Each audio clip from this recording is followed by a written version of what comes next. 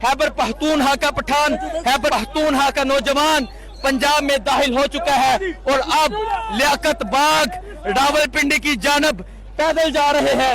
ये मंजर आप देख सकते हैं जी, ये मंजर है जी इस टाइम यहाँ का, और आप देख सकते हैं जी नौजवानों की एक कसीर तादाद मौजूद है जो जा रही है।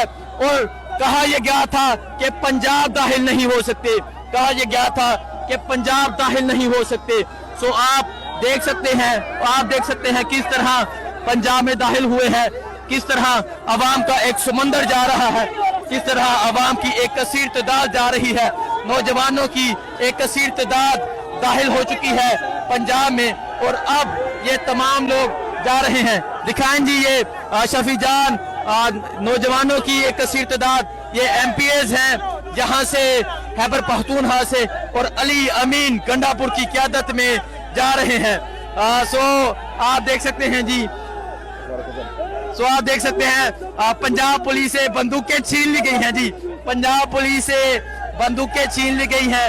अली अमीन गंडापुर की